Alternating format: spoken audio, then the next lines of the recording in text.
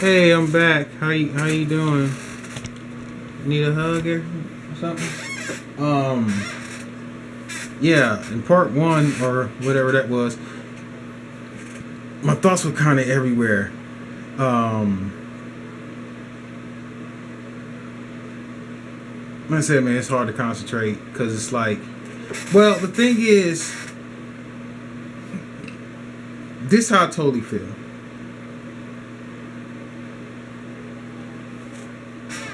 Your belief, no matter what it is, and this is what I want to talk representation. Your belief, no matter what it is, you're supposed to be a representation of it. Just like if I join the United States Army, I'm supposed to be a representation of the United States of America. I'm supposed to represent. That means my uniform is tight. That means it's clean. That means you got the inches right with the name badge and your stuff like that, and that your crease is tight. You know what I'm saying? The buttons straight, the collar, the space between the insignia and your rank with the corner of the collar, all of that, man. Your badges, all of that, everything has to be perfect because you're representing perfection. I mean, a soldier is highly trained, and they're highly trained to pay attention to detail, and that means when you put on your uniform, you're supposed to pay attention to detail, like to the fullest. You represent that. Like the ones who watch over the Tomb of the Unknown Soldier, they represent that every day. Every day they represent that. They go out there and they do not make a mistake. They do not mess up. They are highly trained. Okay? They represent what they represent. Am I correct? So tell me why Christians can't do the same thing, but you supposed to believe in a power that's greater than the United States of America, but you can't even represent that. My thing is, you have so many false prophets. You have so many people who are turning around and preaching on TV and taking your money and stuff like that and putting it in their pocket and buying planes, personal private jets and stuff like that, and got boats and all this money, got 3-4 houses, but you supposed to be representing God. These are the same preachers, remember, who turn around and tell you to get rid of your material possessions. Yeah, to get rid of them and give them to you. Come on. You're supposed to represent Christianity. How am I supposed to come to God if you're representing God by being selfish, ignorant, dumb, and stupid? And it's not just a few Christians who do this. It's the majority of Christians who do this. They judge, they bicker. My thing is this. I'm going to put it to you like this. I don't even agree with gay marriage. I'm going to be honest with you. I don't. I have my own reason not to believe in gay marriage. One, you're not going to force me to believe in gay marriage because that's wrong, whether you like it or not. So you can't force gay marriage down my throat. If I don't agree with it, just be like, okay, that's cool. You don't agree with it. Now, people think because you don't agree with gay marriage, that means you hate gays. No, that does not mean that. That just means you don't agree with it. Okay? A Christian, however, one of them overzealous ones, who overdo it, they're the ones who would tell gays, oh, you need to go die and burn in hell.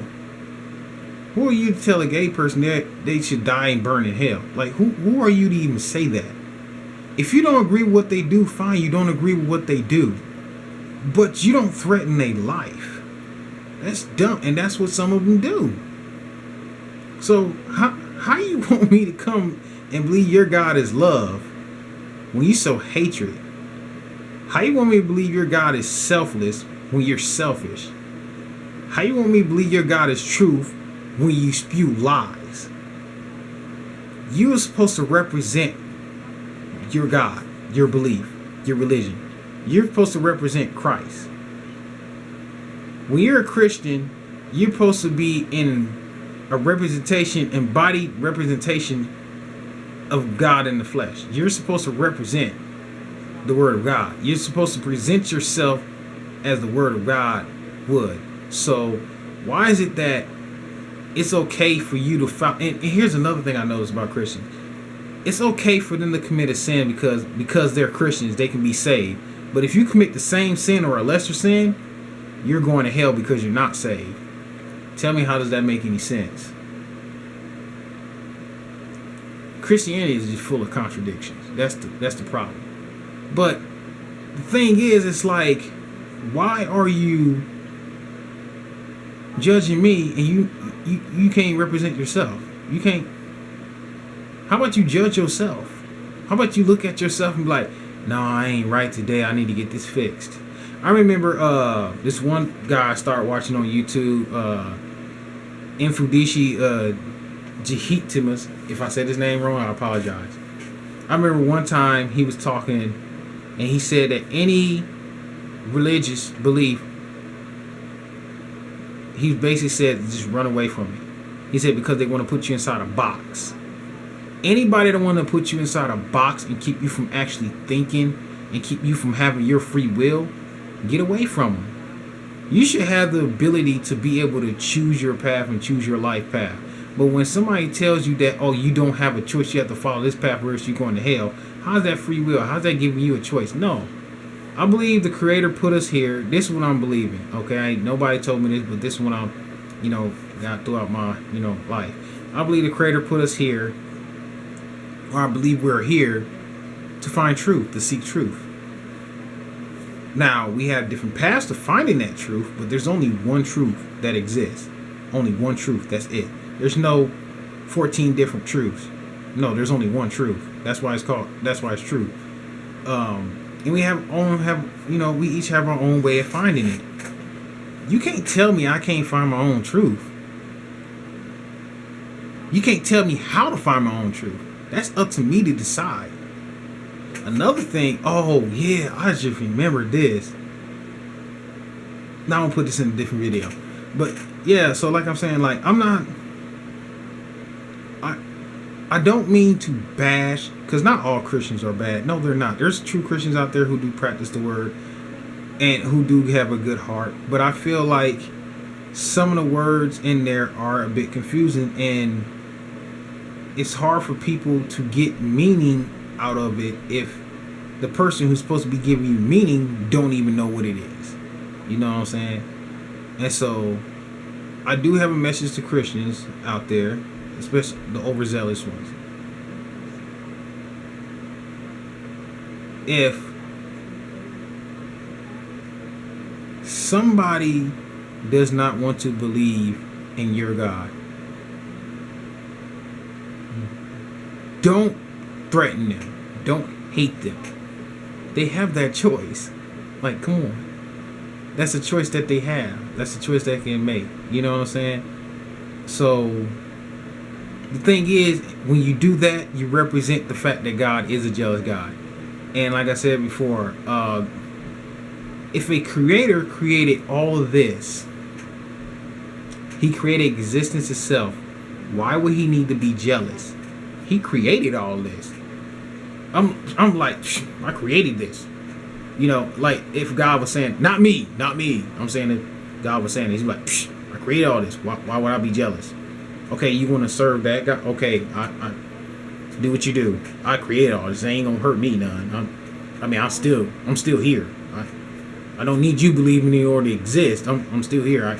I created all this. So why would I be mad?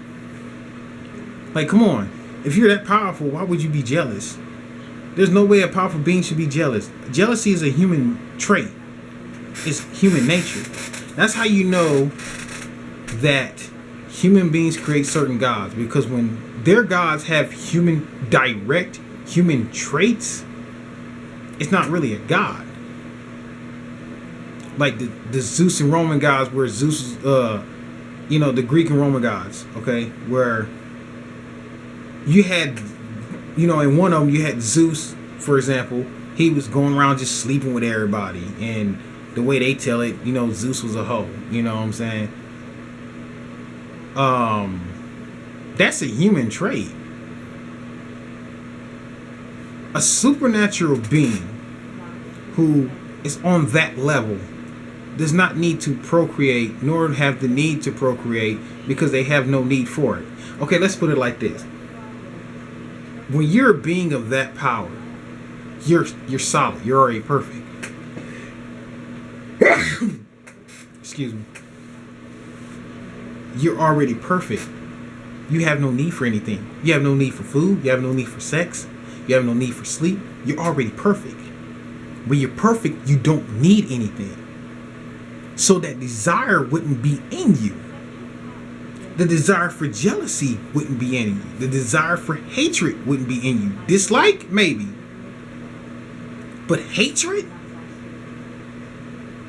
That wouldn't be in you. But it's also a reason why a lot of people have become atheists and turned away from God, is because of the simple fact that these religions sow too much hatred, man. And the people who's supposed to represent these religions are not the best representation of them. So,